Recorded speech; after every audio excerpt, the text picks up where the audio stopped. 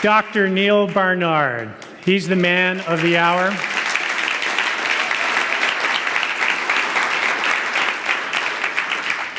He's a clinical researcher. He's a best-selling author. He is one of America's leading advocates for health, nutrition, and higher standards in research. He has been the principal investigator of several very famous human clinical research trials, all the results of which are published in peer-reviewed scientific medical journals. He's just examined really what are the key issues of health and nutrition. He's the founder and the president of the Physicians Committee for Responsible Medicine, PCRM. He's also the president of the Cancer Project, which is a nonprofit organization advancing cancer prevention and cancer survival through nutrition education and research. And I've known him for, almost 15 years now. He's been coming many times, which we so appreciate and are so honored. He is a warm, generous, and caring person. And speaking of honors, it's a great honor to introduce him to you all tonight. Dr. Neal Barnard. Thank you, Jim. It's great to be here. For those of you I haven't met, I haven't actually followed a healthy diet most of my life. I grew up in North Dakota, and my grandpa was busily raising cattle, and so was his father and his father and his father. And my father was in the cattle business, but he didn't like it very much, so he left and went to medical school and spent his life treating diabetes in Fargo. And I never once heard him say that a person with diabetes ever got better. And he always felt that people, where they would prescribe a diabetic diet, people didn't really want to follow it, and they didn't get much benefit, and it was just a one-way street toward more and more complications and so forth. And that was my view of American medicine. And I have to say, we ate very much like we were in the cattle business. Every day of my life, it was roast beef, baked potatoes, and corn, except for special occasions when it was roast beef, baked potatoes, and peas. And the year before I went to medical school, I had sort of an eye-opening experience. I was an assistant in the morgue of the hospital. When somebody died in the hospital, maybe from eating hospital food, we would have to examine the body. And one day we had a guy who died of a massive heart attack, and the pathologist knew that I was going to go to medical school, so he said, "Neal, I want you to pay close attention." And he took what looked like a garden clipper, and he went crunch, crunch, crunch through the ribs on one side of the chest, and then he went crunch, crunch through the ribs on the other side of the chest and yanked off the ribs and said, "Look at the coronary arteries." And he explained to me they're called coronary arteries because they crown the heart. And he took a scalpel and he sliced one open and he said, "Look inside." And instead of it being a wide open artery, it was clogged with what looked like chewing gum. Except he had me feel it, and it was hard, and that was atherosclerosis. And we looked at the carotid arteries, and they had the same problem, and the arteries to the legs, the arteries to the kidneys. He said, "We see these in about 3/4 of people by age 23, which was the age that I was at the time. So anyway, at the end of the exam, he walked out, and I took the ribs off the table, and I put them back in the chest, tried to make them fit with the other ribs, and sewed up the skin and cleaned up, and went up to the cafeteria, where it turned out they were serving ribs for lunch. And I have to say, I didn't become a vegetarian on the spot, but I couldn't eat that. Between the look of it and the smell of it, it was to me a dead body. And anyway, you know how it is. You kind of stick your foot in it, and it becomes a black hole that sucks you in, and pretty soon you're a vegan. Now, I have to say, Americans are still eating a lot of this. And a lot of this, and a lot of this. And a year ago, I wrote an article in the American Journal of Clinical Nutrition where I looked at the trends in the American diet over the last 100 years. And I just want to walk you through it. In 1909, the USDA started keeping track of what Americans eat. And in 1909, your average person ate 123.9 pounds of meat in a year. One person per year. But what happened? Well, we've been going up and up and up, and as of about 2007, we were over 200 pounds every person every year. Well, where are we putting 75 pounds extra meat? This year, next year, next year, next year. Well, it's mostly chicken is the big increase. Beef is falling a little bit, but chicken is increasing. Americans now eat more than 1 million chickens per hour. It's about 10 billion per year because we think it's health food, and we're in the worst shape that we've ever been in. Let me say a special word of condemnation for cheese. Back in 1909, your average person ate 3.8 pounds of cheese in a year. But right around the 1960s, fast food chains came in. And any bun is a perfect place to stick a little slice of cheese under it. So a couple ounces of cheese would go on every fast food sandwich. And then pizza, which was not our thing back in 1909, became very popular. And you can connect your home to a restaurant with a telephone wire, and you can have dinner in 30 minutes. And kids will eat it, we can dump it in schools, the government starts promoting it, and pretty soon you've got Americans eating more than 30 pounds of cheese as of about 2005. As of 2011, your average American in a year's time eats about 34 pounds of cheese. Now, I'm not eating any, somebody else is getting mine. So it's bad enough that your average person is eating 30 pounds more cheese every single year compared to a century ago. But it's 70% fat. It's not good fat. It's saturated fat, bad fat. And it's 70%. If it was any worse, it would be Vaseline. And that's what people are eating and feeding to their children. Now, this will not be on the test, but the blue line is sugar, cane sugar and beet sugar. That's falling. But we are more than making up for it with high fructose corn syrup. That's the green line. You add it all together and you get, the red line is total sugar, and that's going up 30 or 40 pounds. So why are Americans overweight? I don't know. I guess we're not exercising enough. No, it's none of that. It's because we're eating 75 pounds more meat, 30 pounds more cheese, 30, 40, 50 pounds more sugar. Every person this year, next year, the year after that, and we're feeding the same thing to our kids.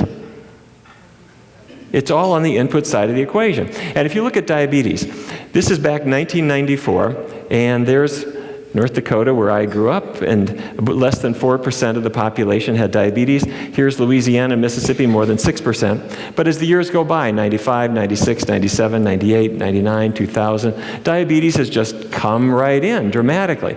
In 2006, we needed new colors for some political reason, but the map continues to change. So you don't see it just from one year to the next. But if you step back, you discover that we are on completely uncharted territory. We have never, as a country, had such a bad diet for so many people with such high rates of obesity and diabetes. Last year in America, we spent $120 billion just on medical treatment for diabetes. Well, anyway, I'm depressing myself. All right, but there is a better way. Researchers have said, who does better? And they've been very fond of studying Seventh-day Adventists. Now, I didn't know anything about the Adventist religion, but when I got to medical school, I noticed that people like to study them a lot. And the reason is that Adventists are supposed to not smoke, not drink alcohol, avoid caffeine, and not eat meat. And almost all Adventists are really good at the first three of those things. But some of them eat meat, some don't. So in 2009, the American Diabetes Association published this figure, where they looked at body mass index. Everybody's familiar with BMI, right? Should be below 25 to be healthy. It's your weight adjusted for your height. And the first group here are non-vegetarians, meat eaters. And they're not so healthy. They're at 28.8. That's in the overweight range. And the second group is semi-vegetarians. They eat meat no more than once a week. They're a little bit thinner. And then you have pesco-vegetarians. What's that? That's fish, but they don't eat any meat at all except for fish. And they're a little skinnier. And then lacto-ovo-vegetarians. They're a little thinner. And then here's this group of vegans out here, and that's the only group where they're smack in the middle of the healthy weight range. Now, the reason the American Diabetes Association published this was not because of the weight, it was because of diabetes. And it's exactly the same graph, where the meat eaters have the most, the vegans have the least, and the other groups just slot in. And if you think about it in reverse, let's say you're following a diet with whole grains and beans and vegetables and fruits, and you decide, let me have an egg, a little bit of milk. Well, you're more likely to gain weight, and your diabetes inches up. Your diabetes risk inches up. How about some fish? Your weight goes up again, your diabetes risk takes a jump. How about meat? But not too often. Your waist goes up, your waistline goes up, and your diabetes risk goes up. And how about if you have meat every day? Well, then you're like average Americans. High risk for overweight, high risk for diabetes. So you don't have to be Adventist, you could be European. And the EPIC trial found exactly the same gradient. This is men, this is women. The vegans are the thinnest, the meat eaters are the heaviest, and the other groups just slot in. So my research team said, fine, let's introduce a diet like this for people who have never thought about going on a vegan diet before. We brought in 64 women. They were all overweight. They were all over the age of menopause. Every one of them had been on Atkins, South Beach, Jenny Craig, and so forth. And they had lost weight, but then it would come back. They would try a different diet, and they were on this kind of yo-yo thing. What we asked them to do was this: eat fruits and grains and legumes and vegetables, and not to limit their portions. We also asked them not to exercise and to not use a lot of oil. So the only food rules were vegan, low fat. We didn't want them to exercise. Exercise is good, but this is a scientific study of diet, and we didn't want a confounder. And it was 14 weeks. And a typical day's meals would be, let me see, something like blueberry pancakes, maybe oatmeal with cinnamon and raisins, half cantaloupe, rye toast, no butter. The foods that you're all familiar with. There were no portion sizes. They were free to eat as much as they wanted to. And I have to say, there are sometimes humiliations in the life of a researcher. We had every week, everybody would get together as a discussion group. So they could share their successes and they could share their challenges and kind of support each other. And I think it was week 3, one of the women came in and said, Dr. Barnard, I found a treat that I can have on your low-fat vegan diet. I'm thinking, uh-oh, what is this? And she opens her purse and she pulls out a pack of Twizzlers. You know Twizzlers? Sell them at the 7-Eleven. It's true. You look at the label, there's no animal products in them. There's no added oil. It's just sugary, starchy, artificially colored junk. And she made sure that all my research participants knew you can have all the Twizzlers you want on this diet. So my vegan, low-fat, Twizzler-fueled research participants set off on their path to the unknown. And as fate would have it, they lost about 13 pounds in 14 weeks. We tracked them a year later and then 2 years later, and they were skinnier at 2 years than at 1 year. They were skinnier at 1 year than at the beginning. In other words, unlike every other diet they'd ever been on, it was a one-way street. And their waists got thinner. And let me put a human face on this. This is Nancy. Nancy lost about 40 pounds over about a year's time. And she had diabetes. She stopped her diabetes medication. She was in better control on nothing than she was on medicine. And one day she came into the center to tell me about her cooking spaghetti. She had been home cooking spaghetti, and she cracked open a jar of spaghetti sauce and she poured it in the pan. And she just stopped. She set the jar down. She looked at her hands. She had rheumatoid arthritis. And any of you who have rheumatoid arthritis, you know it starts at the base of your thumbs. And it spreads to the other joints. And whoever is making those vacuum-packed jars, they are obviously a sadist because you cannot open them up. And she realized her pain had just gone away. And she wanted to know why this was. And I mentioned to her that I'd written a book back more than 10 years ago called Foods That Fight Pain. Because we found that the inflammation in the joints is caused by, in many cases, a foreign protein that elicits a reaction in the body. It causes the inflammation, that's the pain. You take that foreign protein out, you get better. Dairy is the most common. It's not the only one, there are others, but it's the most common. Bingo, she had no more pain. And maybe 50, 60, 70% of people with classic rheumatoid arthritis improve, or it just flat out goes away. So if you want to have a person really stick with your diet, cure their pain, make their symptoms go away. This is Vance. Vance was a policeman in Washington. His father was dead at age 30. Vance was 31 when he was diagnosed with diabetes. He was in his late 30s when he came in to see us. Lost 60 pounds over a year, stopped his diabetes medications. His diabetes became undetectable, and which is something his personal physician had never ever seen before. And when I was asking Vance his permission to tell his story and to share it with other people, he said, make sure you tell everybody that my erectile dysfunction went away too. Okay, so how does it work? Why do you lose weight with this kind of diet? The first thing is a complete no-brainer. If you're eating vegetables and fruits, they have fiber. Fiber fills you up, holds water, doesn't have much of the way of calories, so you're full. And so all of these foods tend to be filling with very few calories. But Velveeta is not from a plant, it's from an animal, it doesn't have any fiber. Every last calorie in it, and every last calorie in an egg, every last calorie in chicken or turkey or beef, you get full advantage of it, so to speak. The second thing, though, is that you burn calories faster. We measure metabolism. The patient lies down on an exam table, and you put a little canopy over their head and shoulders, and you measure how much oxygen their body is using minute by minute, and how much carbon dioxide they're putting out. And you can measure their metabolism. Then you feed them a meal, and their metabolism goes up for about 3 hours after the meal, and you measure it. Except when they go vegan, you bring them back a couple months later, lie them down on the table, measure their metabolism, and feed them exactly the same meal. And what you find is that whole curve rises. They are suddenly burning calories faster than they were before. Not a lot, it's about 16% faster in the 3 hours after the meal. And so why are vegans skinny? It's because they're full sooner from all the fiber that they're eating, and they're burning calories faster for 3 hours after breakfast, 3 hours after lunch, 3 hours after dinner. It's automatic. You don't have to, nobody here is like starving and pushing away and thinking, I've really got to exercise extra tonight. None of that happens. The foods do it for you. And here is why. I'm going to stick a needle in your leg and pull out a muscle cell. Your muscles are your big calorie burners. And that muscle cell has a magical thing inside and another one. Those are mitochondria. Remember mitochondria from high school biology? Those are the burners inside your cell. They take fats and sugars and turn them into energy. And you've got a lot of them. The problem is there's something else there.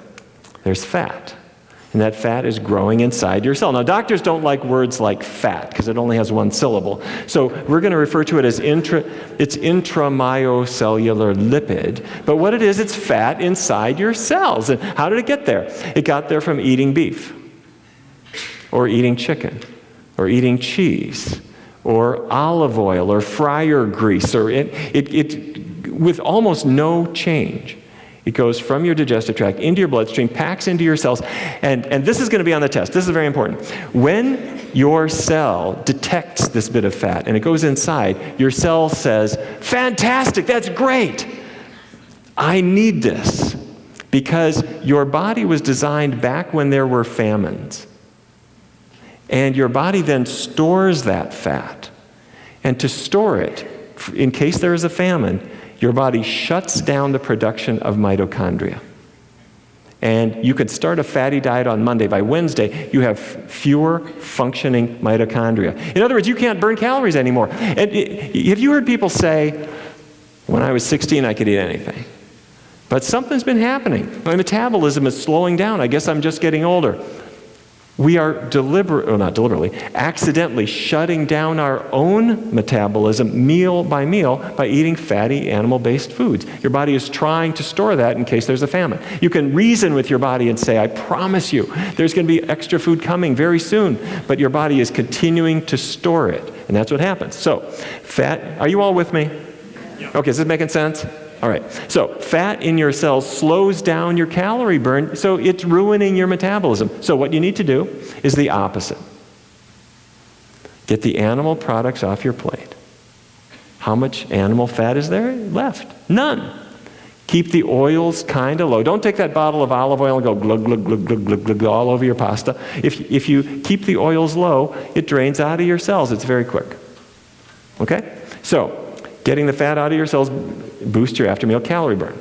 Let me share with you how we've applied this to diabetes. In 2003, NIH gave us a grant to test a vegan diet for diabetes, and it works great.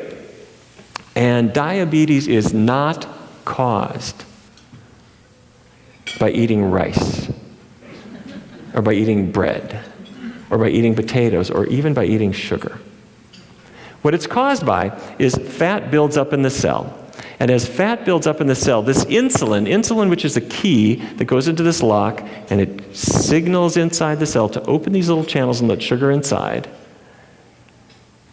When you've got too much gum in your lock, your key doesn't work anymore. If you've got too much fat in your cells, insulin doesn't work anymore. Fat inside cells causes insulin resistance. All you do, vegan diet, there's no animal fat, keep the oils really low, that drains out, your insulin works again, person gets better. Very simple. Now, if I can get to you as soon as you've been diagnosed, we're going to do well. If I get to you after you've had it for 20 years or 30 years, it's harder, but people improve. I had a man who had had diabetes 19 years. He was on insulin 3 times a day, and he not only had high blood sugars, but he had a late complication called painful neuropathy. Every night, his feet were killing him because the nerves are being attacked by the disease process. And it doesn't just affect your body. Every doctor who's been treating people with diabetes, you know it affects your mind. You start realizing, I'm not living. You're losing ground year by year. And it took about 4 or 5 months. On a vegan diet, his neuropathy went away. And I said, it's better, right? He said, no, that's not what I said. It is gone. And I kept following him for years. It never came back. And I had never seen this before. And I started looking into it, and it happens all the time. And when your body starts recovering, just like the people that you saw in the video that Jeff showed, you're living again. And I turned to Jeff as we were watching that. I thought, the terrible thing is that these people had to live for 20 years, 30 years, 40 years, with all of these symptoms and all of these medications, thinking that that was the best that they could do. So anyway, I'd like to talk to you about your car insurance. When I look out my office window, that's what I see. Geico's national headquarters is right near PCRM. And there are 2,500 people working there, and they're self-insured. So every time anybody goes on a cholesterol-lowering drug, they got to pay for it. So kind of the light went on at Geico saying, why don't we do a vegan diet here at Geico? So I said, let's do it. Anybody who wanted to go vegan would get 2 things. First thing was vegan food in the cafeteria. They have an employee cafeteria, and they have bacon and eggs for lunch, but they also have an oatmeal bar with cinnamon and raisins and sliced bananas, and they have greasy cheeseburgers for lunch, but they also have veggie burgers, portobello sandwich, a really nice salad bar. That's the first thing. And the second thing that they have is a discussion group. Once a week, anybody who wants to go vegan has a place that they can go at lunchtime. They bring their food, and we sit and we talk. Or we do a cooking demonstration. And we did it as a scientific study. This is the one in the Washington, D.C. area. At Fredericksburg, Virginia, they said, we'll check our weights, we'll check our cholesterols and everything that they're doing, but no diet change here. They're the control group. And what we found, oh, by the way, there were a few missteps along the way, I have to say.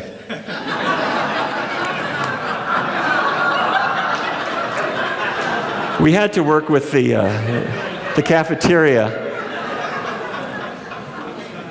They were doing their best. I mean, anyway, the people in Fredericksburg didn't lose any weight. This was July through December. Some people dropped out and they didn't lose anything, or they might have gained. The biggest weight loss we had was 46 pounds from July through December, but your average, including everybody, was 11. And their waists got skinnier. And I want to show you, these are my worst participants. This was Hillary and Bruce. And when I say worst, I mean that we had a discussion group and a cooking demonstration every single week. And they would show up and pay no attention at all. They sat in the back of the room. They would just chatter and look into each other's eyes and talk about things. And they were paying no attention. And I thought, what is with you people? But I realized you can misjudge people. And I misjudged them. They were talking, and it was kind of distracting, but what they were talking about was what they were going to pick up on the way home. at the grocery store, and how they were going to convince her parents to go vegan and what they would do at Thanksgiving so that they wouldn't have any wrinkles in their diet. In other words, they were really into it. And a year later, they sent me this picture. And the reason I'm showing you this is two things. The first is they are physically healthier. Bruce has lost 100 pounds, Hillary's lost 85 pounds. But the other thing is, Bruce told me, in Bruce's words, he said, I never exercised. I didn't want to exercise because first it hurts. When you got if you're 100 pounds overweight, it hurts, and you don't want people to see you jogging down the street and jiggling everywhere, and you don't want to go to a gym. And he said, I was embarrassed to do it. But when they changed their diets and the weight started coming off on its own, their metabolism is higher. Their appetite is tricked into just turning off. The weight starts coming off. Their energy starts going up. They're starting to feel not so embarrassed. And they realized that inside of them was an athlete. And they sent me this picture because they did their first half marathon. So the reason this is important is that when you gain weight, when you get a health diagnosis, when you're given your one-way street to more and more misery and more complications, it doesn't just affect you physically. It affects you psychologically, and you feel like, I can't do things that other people can do. And then you go on a diet and you lose a little bit of weight, but then you give up on it because it's just hard, and you think there's something wrong with me. And people memorize that, and the more diets they go on, the more times they fail, the more they blame themselves. And it becomes a toxic experience for them. But once they realized there was not one thing wrong with them, there never was. They were given a diet that was well-meaning, but it was not designed for the human body. And once you put the foods in your body that work, then you can not only pull your body back together, but you can get your mind repaired a little bit and start to argue back all those negative lessons that you've learned and realize you can do things that other people can. You can start that process of rebuilding and feeling good about yourself and feeling good about your kids. So this is the power plate. In 2009, we sent this to the USDA and we said, why not? The pyramid's a nice shape. But people don't eat off a pyramid. It requires a lot of abstraction. So this is what people do eat off. Why don't you do something like this? We sent it 2 years ago, and did you see what they came out with earlier this year? Not perfect, but kind of close. I have to say, at PCRM, our motto is, that's good, but not good enough. So we actually have a lawsuit in against the USDA to say, clean it up, you're almost there, get rid of the dairy group and get rid of the meat, and you're going to be okay. I'll let you know how we do. So, so if a person's thinking about starting this, how do you get there? How do you introduce it? The way everybody has their own way. I'm sure Michael's got his way, and Jeff has his way, and Don will do it maybe in a third way. But what I do with people is I say, don't change your diet right now. Just take a week and try different foods. Try some vegan foods and just see which ones you like. So I'll make a list, breakfast, lunch, dinner, snack, and just take a week, start filling it in. See what you like. Okay, blueberry pancakes, I can make those vegan. I could do my oatmeal. You just start filling it in. And once you've got things that you have tried, you've tried the recipes, you've tried AJ's brownies, you figured out what really works for you. Then, now, what I encourage, by the way, people think you're not going to eat. There's not, you can go Italian, they can have all kinds of stuff, Mexican restaurants, Chinese places. There is so much that you can eat. You can go fast food, right? So this is not the pinnacle of culinary art, but this is where people are eating. They can go vegan there, and so we encourage our patients to pick the healthier options. So once they know what they like, at that point, I say, let's do it all the way. Vegan, low fat, but only 3 weeks. This is our test drive. This is our kickstart. And, I can do anything for 3 weeks. At the end of that time, what I discover is that people are feeling healthier, but their tastes are changing, and they didn't expect that. But I have to remind them, when you switch from whole milk to skim milk, in fact, in this room, how many of you switched from whole milk to skim milk at some point in your life? Okay, when you did, what was the skim milk like at first? Water, it tastes water, it doesn't even look right, it's kind of blue. How many of you got used to it? Okay, did you ever go back and taste whole milk? What was that like? It's too thick. Well, your first week on a vegan diet, it's like that. It's too light. You think, oh, I've got to acquire a taste for folk music now, and I'm going to break out the tie-dye. Anyway, the second week it starts feeling normal. After about 3 weeks, you're there with it, and you start to feel good, and your energy's good. After 3 weeks, if you go back and have a double bacon cheeseburger, it just doesn't, it's no longer appealing. But if you try to explain that to a person in advance, they're not going to believe you. So the other thing is something I learned from my mom about transition foods. Growing up in Fargo, we did not eat a very healthy diet. And my mother kind of led the way, and she had a really high cholesterol. And after I got out of medical school and residency and I started writing books, I was telling my mother that she ought to try a vegan diet. It would get her cholesterol down. And she didn't think that was very good advice. And she completely ignored my entreaties that she do something about it. And every time I would go back home and I'd visit her, I would say, what's with your cholesterol? Well, it's a little bit higher than it should be, but I'll be all right. I'd say, Mother, you're going to have a heart attack. You've got to do something. Why don't you go vegan? Just completely ignored me. And I was puzzling about why this is. My patients listen to me. I write in peer-reviewed journals. I've been funded by NIH, and my own mother is not listening to me. And I finally realized I'm my mother's third-born child.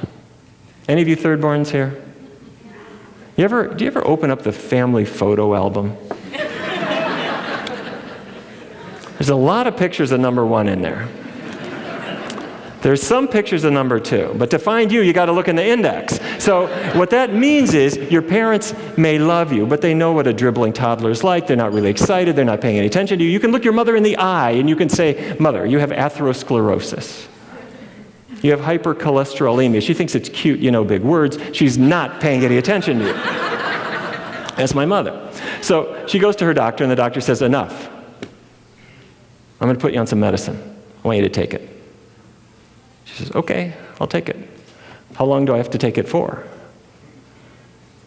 He says, you don't get it. I'm going to put you on a cholesterol-lowering drug.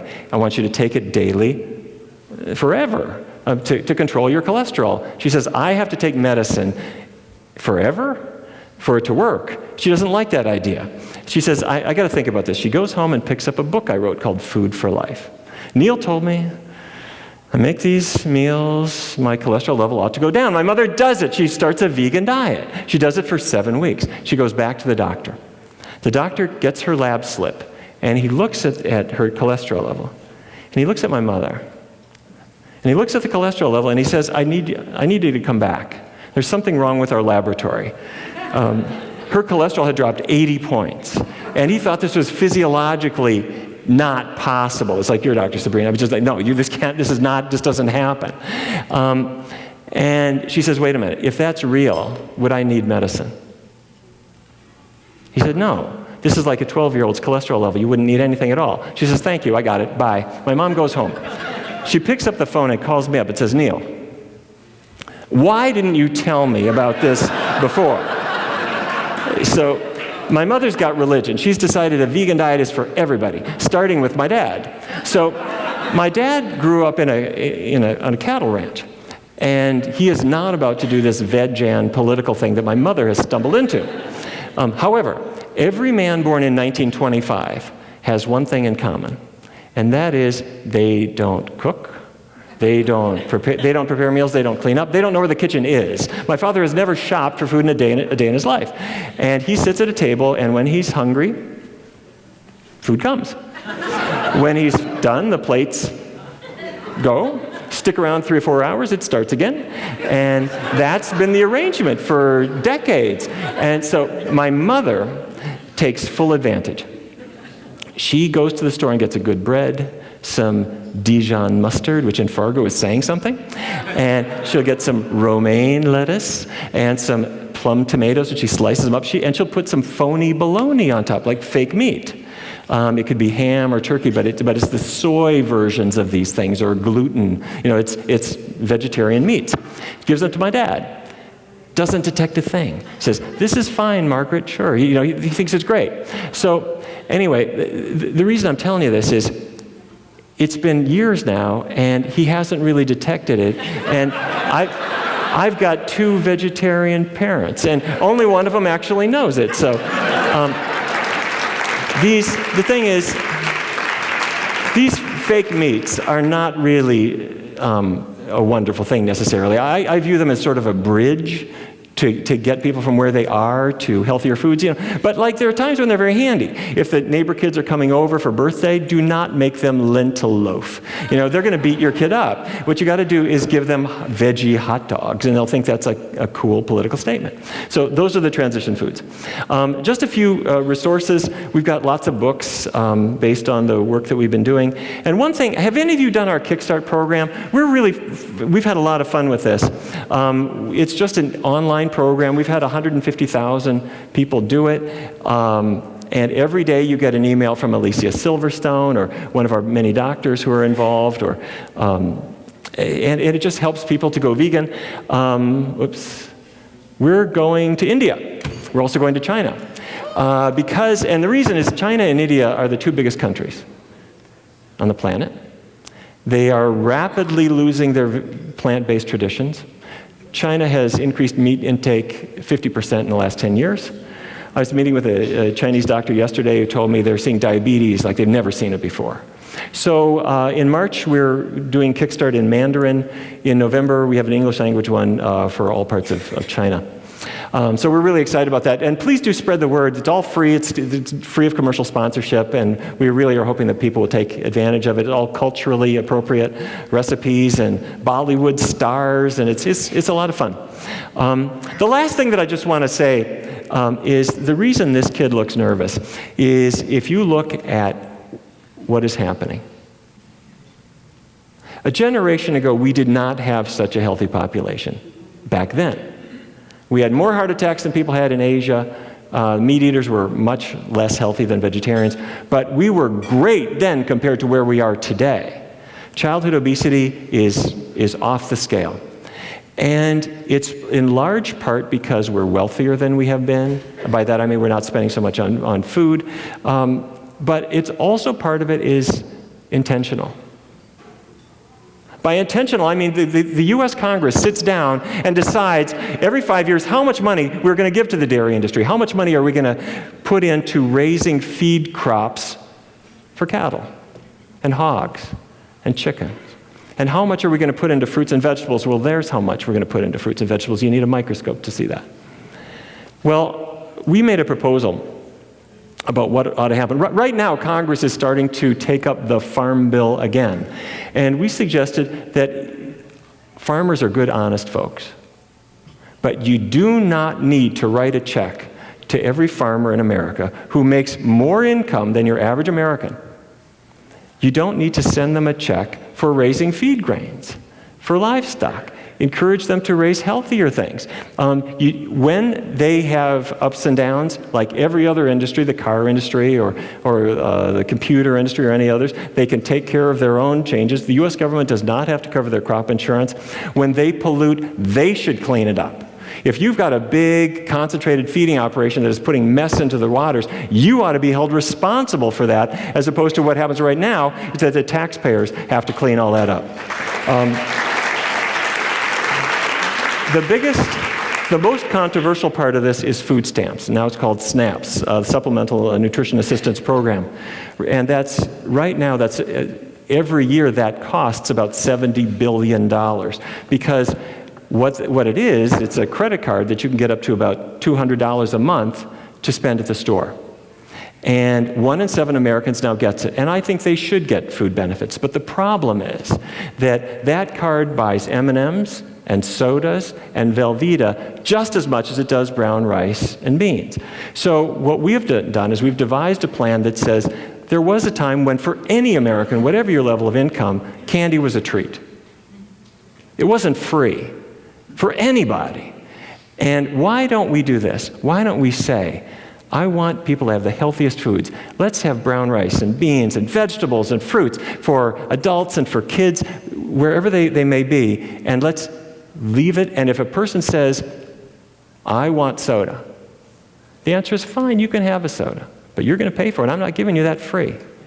And if we do that, do you know who our biggest opponents are right now? When we advocate for that on Capitol Hill, our biggest opponents, the biggest defenders of the current food assistance program is not economically disadvantaged people. Our biggest opponent is Kraft Foods and Hormel and Smithfield, because they know that that credit card does not go for gasoline. It does not go for a book. It doesn't go for a car payment. It's going to be spent on their product. And they view this as a shot in their corporate arm. And they don't want people to just have brown rice and vegetables and fruits and healthy foods. Mars wants you to buy candy. And they want the government to tax you to buy it. And if our program goes through, every American will save $176 a year, because that's what you're paying now for junk. And that's why we have a population that's unhealthy. And I personally think it is demeaning to assume that economically disadvantaged people somehow feel they have to have junk food. Every one of us, whatever our economic level, knows that free food dangled in front of us and tempting us is not really such a good thing. And if I'm getting the healthiest things for my family and my kids, then that's the best favor of all.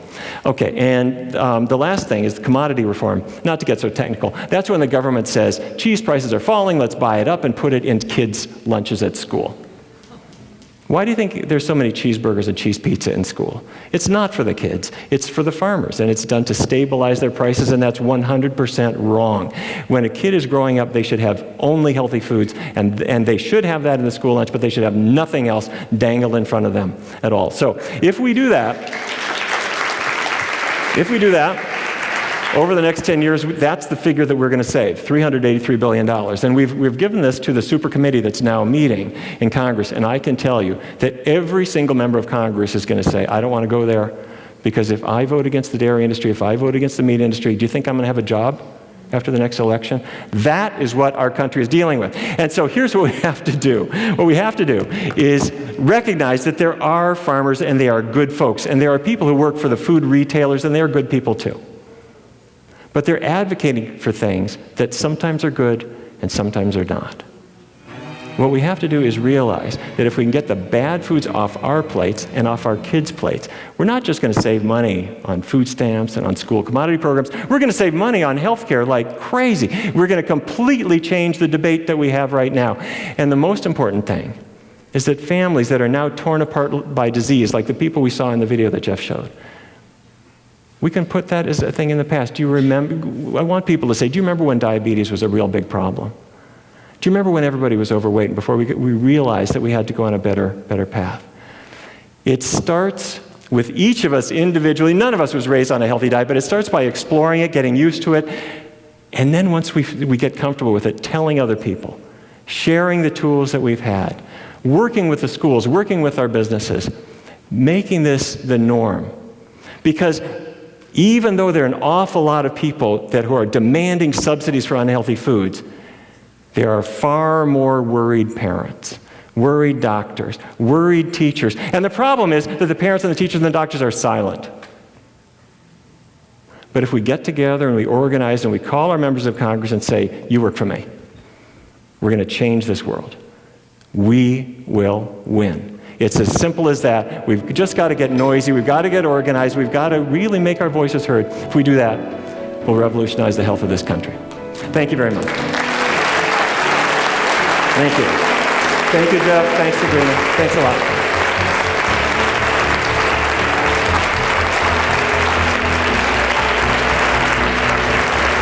Thank you. Thanks a lot.